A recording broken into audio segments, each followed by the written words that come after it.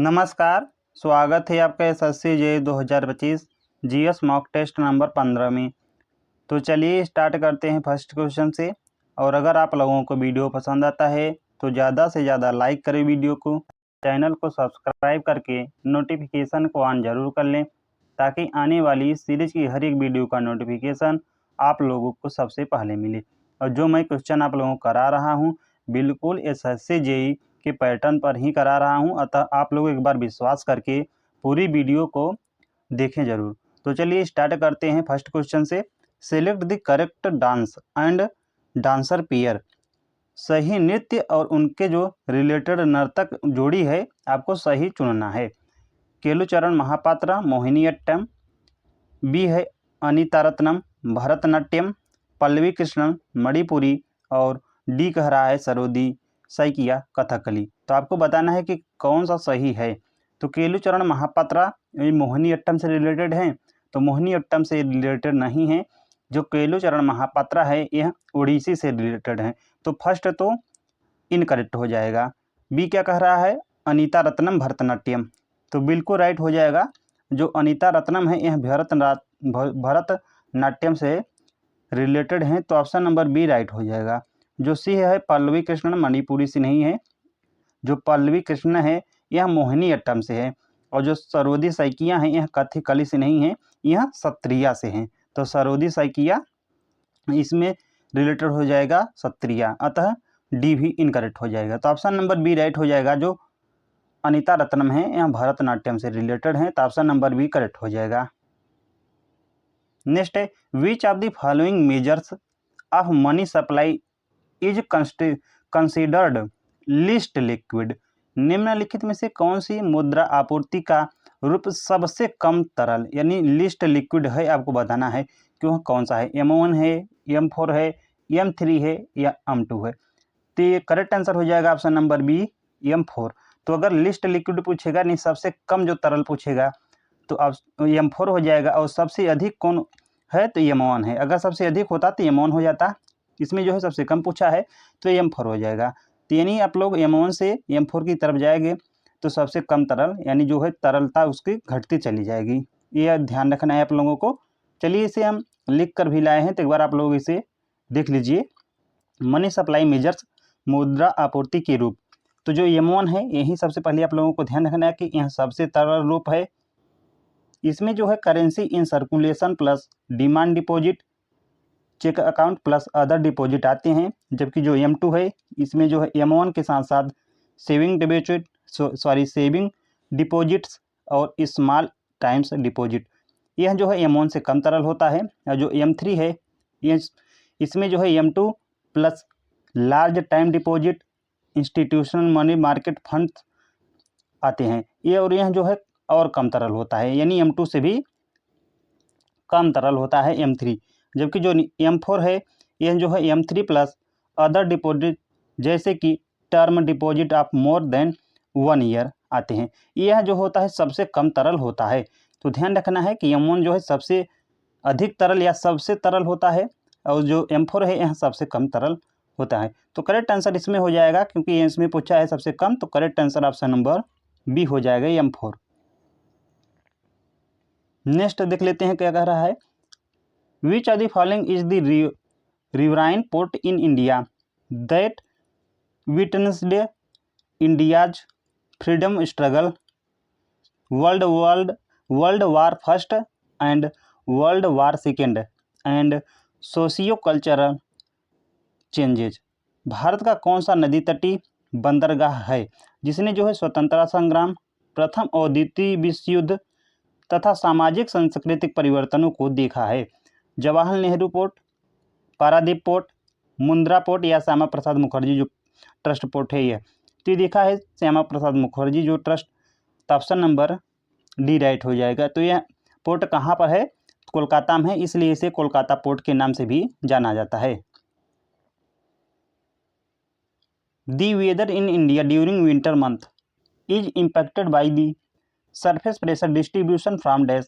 भारत में जो है शीत ऋतु के मौसम पर सतही दाब का वितरण कहाँ से प्रभाव डालता है, ये आपको बताना है। सेंट्रल एंड वेस्टर्न एशिया से प्रभाव डालता है या सेंट्रल प्लस जो साउदर्न एशिया है, या वेस्टर्न एंड जो ईस्टर्न एशिया है, या सेंट्रल एंड नॉर्दर्न एशिया से। तो भारत में जो है शीत ऋतु के मौसम पर जो सतही दाब का वितरण यह जो है सेंट्रल एंड वेस्टर्न एशिया से प्रभाव डालता है। तो correct answer option number A हो जाएगा। नेक्स्ट क्वेश्चन क्या कह रहा है, what is the rate of heating and cooling of ocean water compare to land. भूमि की तुलना में महासागरीय जल का जो ताप और शीतन जो हीटिंग एंड कूलिंग है इसकी दर कैसी होती है आपको बताना है।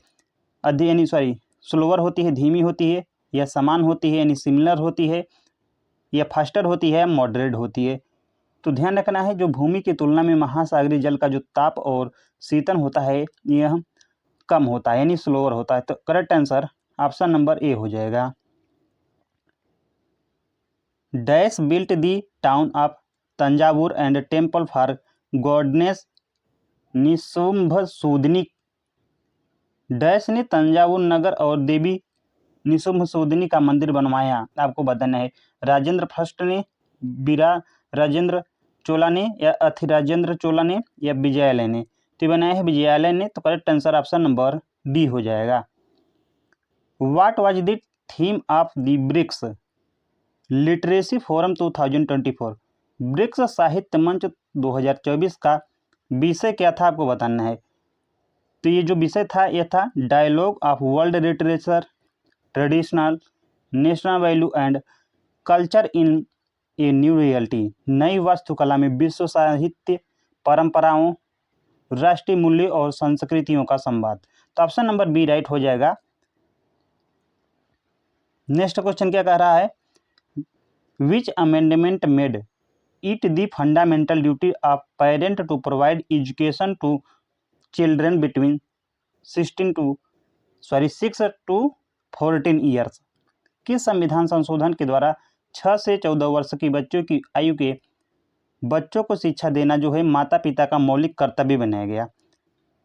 85th अमेंडमेंट एक्ट 2002, या 83 अमेंडमेंट एक्ट 2000, 86 अमेंडमेंट एक्ट 2002, या 84 अमेंडमेंट एक्ट 2001। तो जो 86 अमेंडमेंट एक्ट 2002 था इसी के तहत जो है 6 से 14 वर्ष की आयु के बच्चे को अनिवार्य शिक्षा देना माता पिता का जो है मौलिक कर्तव्य बना दिया गया है। तो correct answer option number C हो जाएगा। नेक्स्ट क्वेश्चन क्या कह रहा है, which program was launched on 15 August 1983 to provide 100 days employment to landless households. 15 अगस्त 1983 को किस कार्यक्रम की शुरुआत हुई थी जिसका जो उद्देश्य है यह भूमिहीन परिवारों को एक सदस्य को जो है 100 दिन का रोजगार सुनिश्चित करना था। तो ये था RLEGP। Option number B right हो जाएगा। Which of the following is a capitals good industry. निम्नलिखित में से कौन सी पूंजीगत वस्तु उद्योग है। मैन्युफैक्चरिंग ऑफ टूल्स का, या B manufacturing of plants and machinery, या मैन्युफैक्चरिंग ऑफ टेलीविजन। तो करेक्ट आंसर हो जाएगा प्लांट और मशीनरी का जो निर्माण है यह पूंजीगत वस्तु का उद्योग है। तो ऑप्शन नंबर बी राइट हो जाएगा।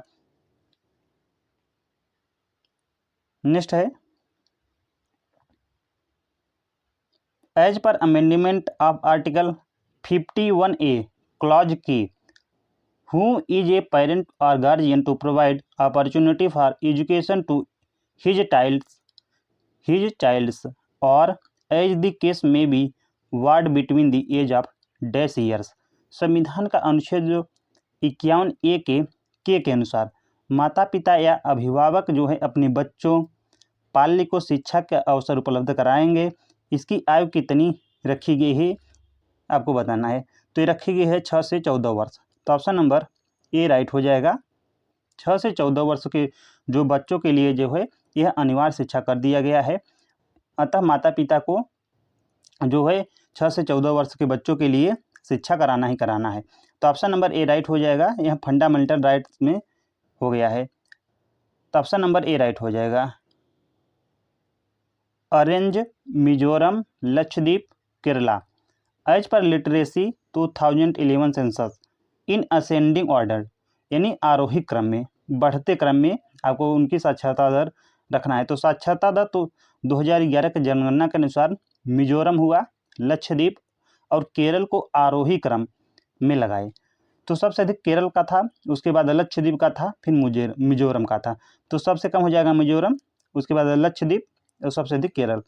तो 1, 2, 3 ऑप्शन नंबर डी राइट हो जाएगा। नेक्स्ट क्या कह रहा है, the speed of light is maximum in which of the following medians. निम्नलिखित में से माध्यमों में से किसमें जो है प्रकाश की जो गति है सबसे अधिक होती है।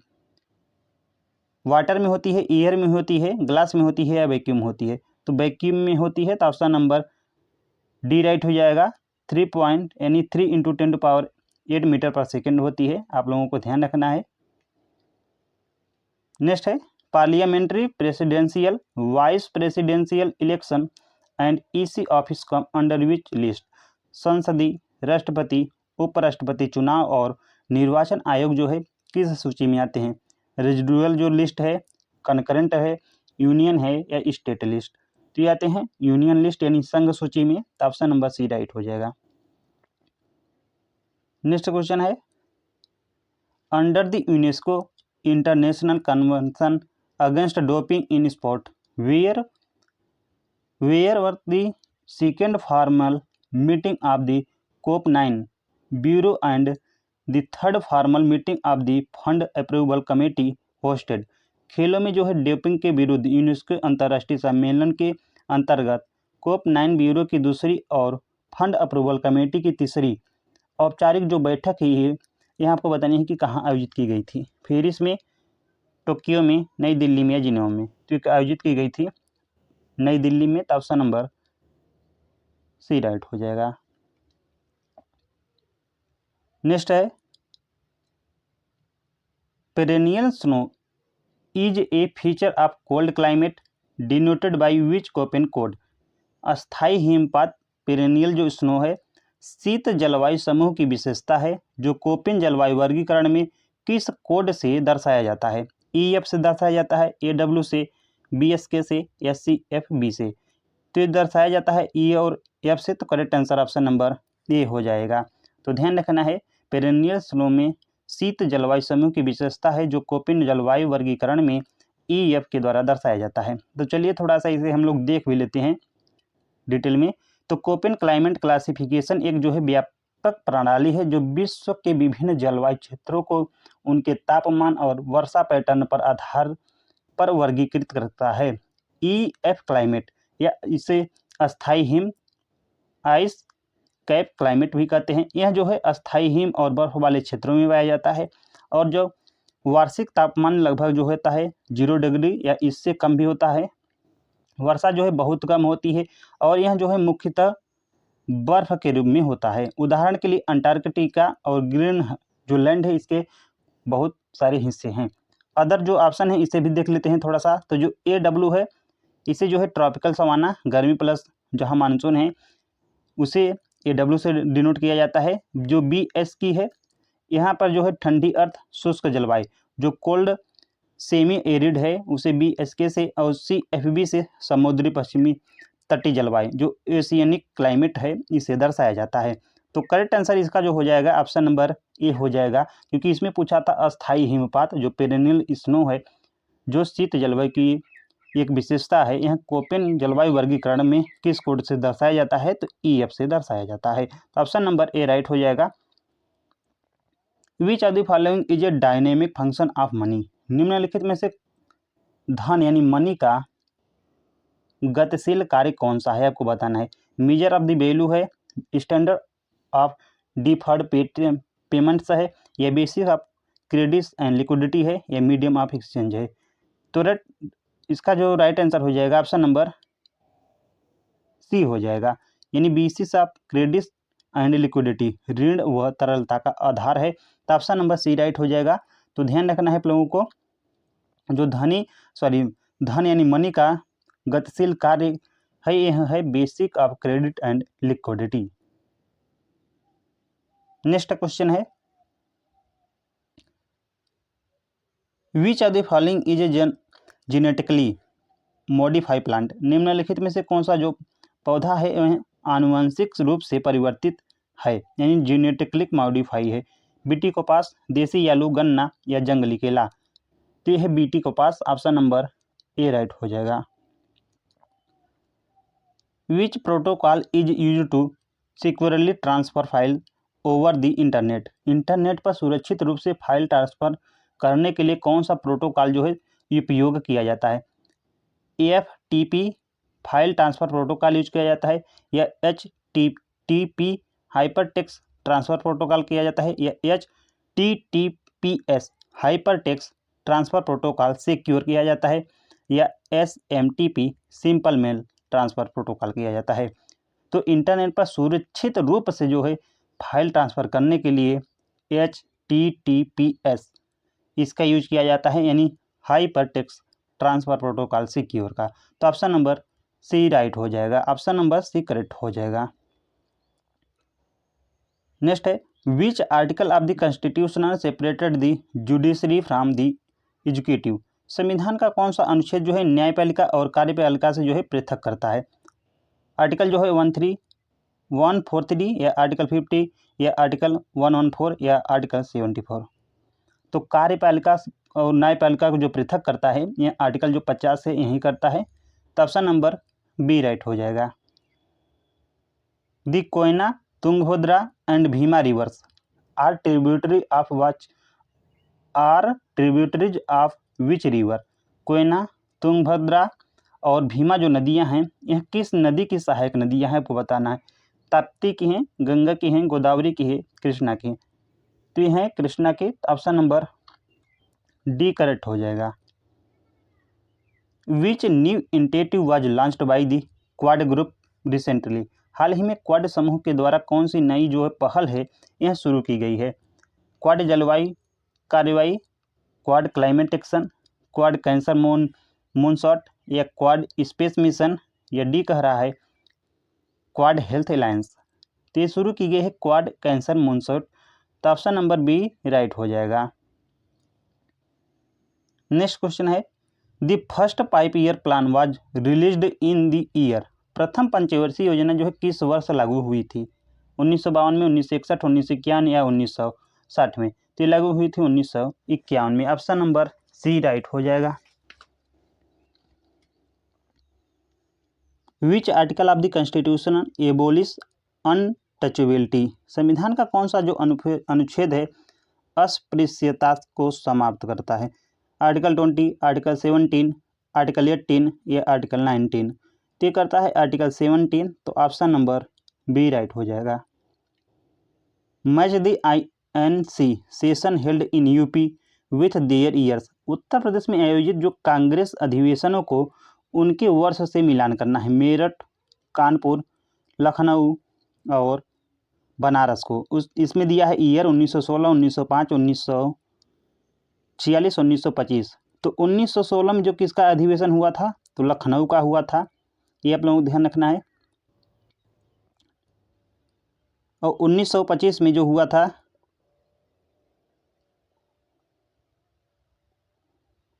इसमें क्या कर दिया है मेरठ। तो एक मेरठ का हो जाएगा 1946। तो 1946 किस में है यानी 3। तो ध्यान रखना है, मैं बता दे रहा हूँ आप लोगों को एक बार। जो मेरठ का हो जाएगा 1946 हो जाएगा, कानपुर का 1925 हो जाएगा और लखनऊ का 1916 हो जाएगा और बनारस का 1905 हो जाएगा। तो आप लोग मिलान कर लीजिएगा अब। तो 1916 लखनऊ, यानी लखनऊ बी का 1 हो जाएगा, बी का 1।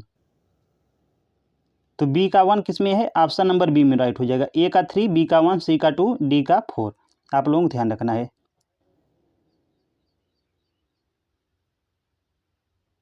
डी का 4 इसमें ऑप्शन में कुछ रॉन्ग हुआ है। देखिए आप लोग एक बार मैं बता दे रहा हूँ, आप लोग इसे चलिए इसमें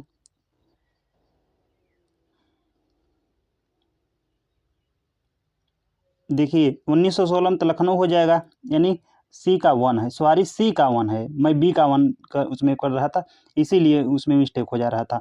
तो सी का 1 किस में है तो सी का 1 ऑप्शन नंबर सी में राइट हो जाएगा। ए का 3 हो जाएगा। ए का 3 जो लखनऊ है,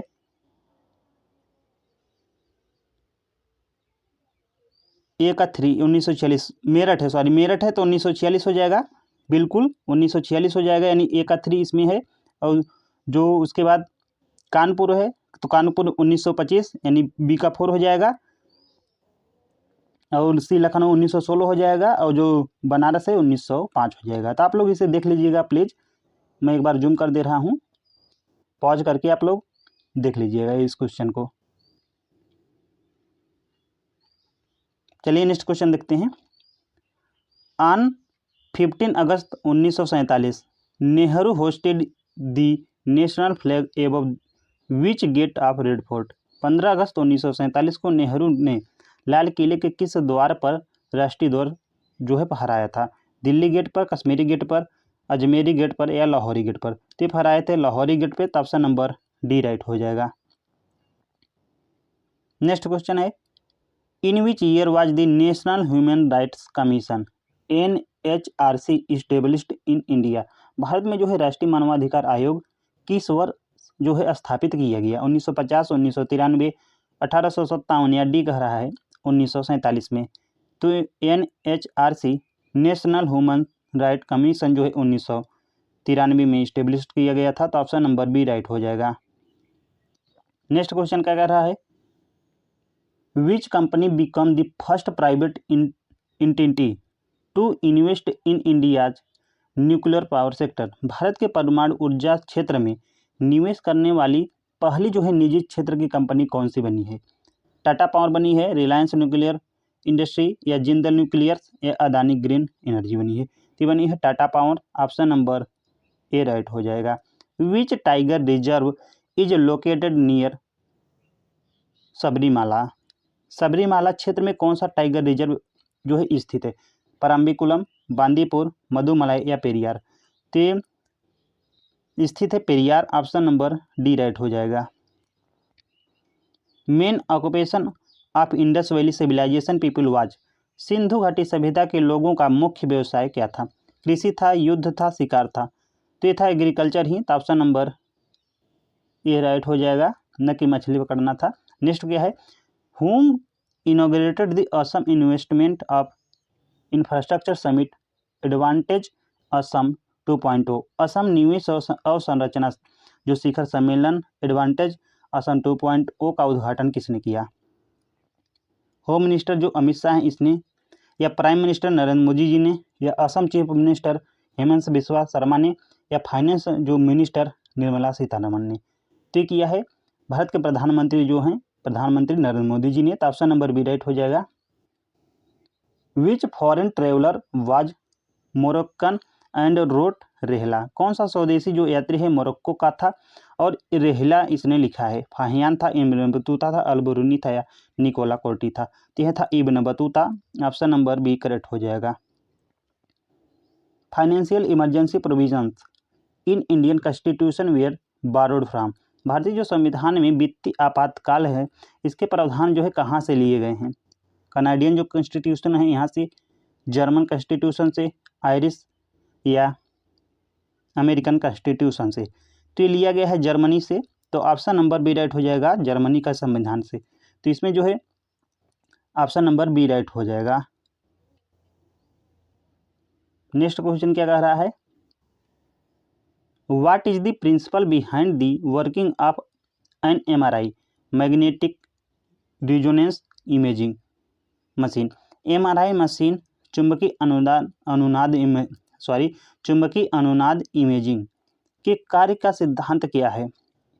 एक्सरे डिफ्रेक्शन है, न्यूक्लियर मैग्नेटिक रिजोनेंस है, अल्ट्रासाउंड रिफ्लेक्शन है या फोटो इलेक्ट्रिक इफेक्ट है? तो यह है nuclear magnetic resonance, option number B right हो जाएगा, नाभिकीय चुंबकीय अनुनाद। तो MRI के कार्य करने का जो सिद्धांत होता है यह होता है न्यूक्लियर मैग्नेटिक रिजोनेंस, तो ऑप्शन नंबर बी करेक्ट हो जाएगा। Which element is commonly used in semiconductor. Semiconductor जिसे अर्धचालक भी कहते हैं में सामान्यतः कौन सा तत्व जो है प्रयोग किया जाता है? तांबा, सिलिकॉन, लोहा या चांदी का? तो ये किया जाता है सिलिकॉन का, ऑप्शन नंबर बी राइट हो जाएगा। According to census 2011 which state has the highest population density, जनगणना 2011 के अनुसार किस राज्य का जनसंख्या घनत्व सबसे अधिक था? तो ये था बिहार का, तो ऑप्शन नंबर सी राइट हो जाएगा। और सबसे कम पूछ लिया तो अरुणाचल प्रदेश का।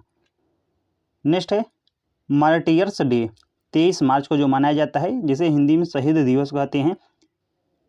तो जो मार्टियर्स डे 23 मार्च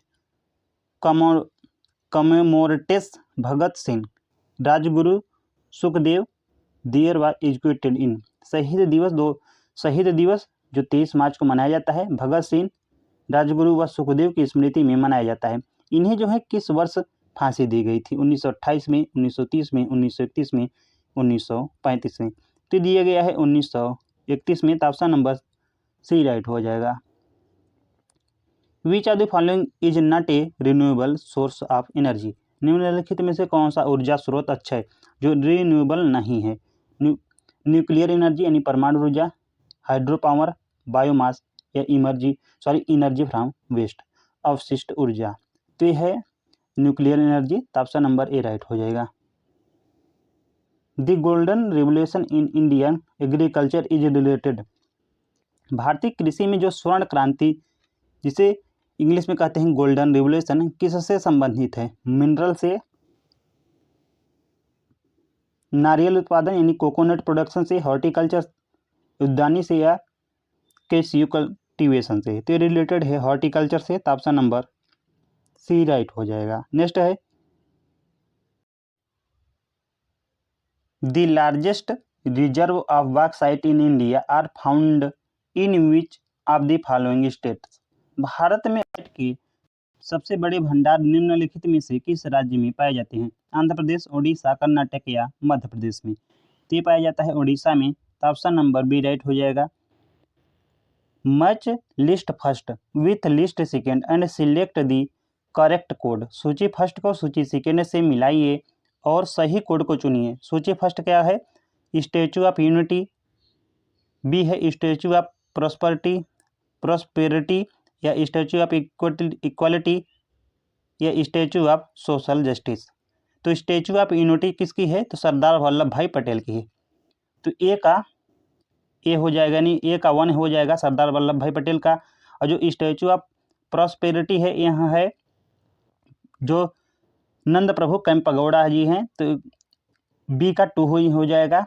और जो भीमराव अंबेडकर जी हैं, इनकी क्या है? तो इनकी है स्टैचू ऑफ सोशल जस्टिस, यानी डी का 3 हो जाएगा। और जो बचा सी, तो स्टैचू ऑफ इक्वलिटी, ये रामानुजाचार्य जी की है, तो रामानुजाचार्य डी में है। तो ए का 1 हो जाएगा, तो ए का 1, बी क्या था?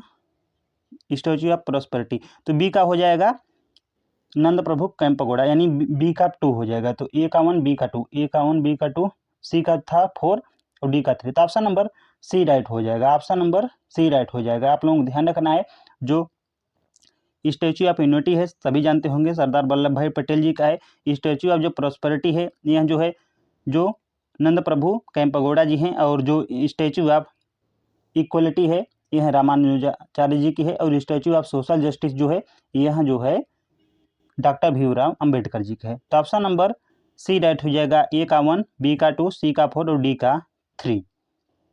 विच fundamental force is responsible for the stability of the atomic nuclear, परमाणु नाभिक की स्थिरता के लिए कौन सा जो है मौलिक बल जिम्मेदार है?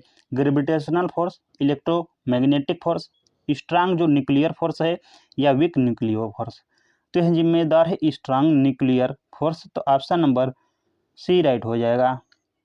Where was the India American Indus X summit 2024 organised, Indian American Indus X summit 2024 कहाँ आयोजित किया गया था? वाशिंगटन डीसी में, न्यू दिल्ली में, या पेलो अल्टो कैलिफोर्निया में, या आउस ह्यूस्टन में। तो आयोजित किया गया था पेलो अल्टो कैलिफोर्निया में, तो ऑप्शन नंबर सी राइट हो जाएगा। नेक्स्ट है विच मगध रूलर अनेक्सेड अंगा इनटू हिज एम्पायर, मगध साम्राज्य के किस शासक ने जो है अंग को अपने साम्राज्य में मिलाया था? आपको बताना है। अजातशत्रु ने, बिंबिसार ने, उदयन ने या महापद्म नंद ने? तो मिलाया था बिंबिसार ने। ऑप्शन नंबर बी राइट हो जाएगा। India was represented by which organisation in 20th meeting of Asian coast guard agency? एशियाई कोस्ट गार्ड एजेंसी की 20वीं जो बैठक में भारत का प्रतिनिधित्व किसने किया? भारतीय नौसेना ने, भारतीय तटरक्षक बल यानी इंडियन कोस्ट गार्ड ने, या नेशनल मैरीटाइम बोर्ड राष्ट्रीय समुद्री बोर्ड ने, या मिनिस्ट्री ऑफ डिफेंस ने? तो किया है ICG जो भारतीय तटरक्षक बल है, इंडियन कोस्ट गार्ड ने। तो ऑप्शन नंबर बी राइट हो जाएगा। Who mentioned that collective responsibility can be achieved only through the instrumentally of the prime minister? सामूहिक उत्तरदायित्व केवल प्रधानमंत्री की भूमिका से ही संभव है, यह किसने कहा था? डॉक्टर BR अम्बेडकर ने, या सी राजगोपालाचारी ने, लाल बहादुर शास्त्री ने, या जवाहरलाल नेहरू ने? तो कहा था डॉक्टर BR अम्बेडकर जी ने। तो ऑप्शन नंबर ए राइट हो जाएगा। Which part of the human brain is responsible for the maintaining balance and posture? मानव मस्तिष्क का कौन सा भाग जो है संतुलन और मुद्रा बनाए रखने के लिए जिम्मेदार है? सेरिब्लम है, यहाँ पे सेरिब्लम है, यहाँ पे सेरिब्रम है, माफ कीजिएगा, सेरिब्रम, यहाँ पे सेरिबेलम है, यहाँ पे मेडुला ऑब्लोंगेटा है, या पोन्स है? तो correct answer option number B हो जाएगा, सेरिबेलम। ध्यान रखना है, मानव मस्तिष्क का जो सेरिबेलम है यहीं पर जो है संतुलन और मुद्रा बनाए रखने का काम करता है। तो ऑप्शन नंबर बी राइट हो जाएगा, न कि सेरिब्रम। इसमें सही लिखा है, इंग्लिश में यहाँ पे सेरिब्रम होगा, एल नहीं होगा। Why does ice float on water? बर्फ का जो टुकड़ा है पानी पर क्यों तैरता है, इसका आपको कारण बताना है। Because ice has higher density than water? क्योंकि जो बर्फ का जो घनत्व है पानी से अधिक होता है। ये because ice has lower density than water? बर्फ का घनत्व जो है पानी से कम होता है इस कारण, या पृष्ठ तनाव के कारण, यानी बिकॉज ऑफ सरफेस टेंशन, या because of air trapped in ice, बर्फ में फंसी हवा के कारण? जिसका आपको करेक्ट आंसर बताना है कि बर्फ पानी पर क्यों तैरता है। तो इसका कारण ये है कि जो बर्फ का घनत्व है यह पानी से कम होता है। तो ऑप्शन नंबर बी राइट हो जाएगा, क्योंकि जो बर्फ का घनत्व है पानी से कम होता है। तो गाइज आप लोग कमेंट बॉक्स में ज़रूर बताएं कि आप लोगों को ये टेस्ट सीरीज कैसी लग रही है। अगर अच्छी लग रही है तो वीडियो को ज़्यादा से ज़्यादा लाइक करें, अपने दोस्तों के साथ शेयर जरूर करें। मिलते हैं नेक्स्ट वीडियो में।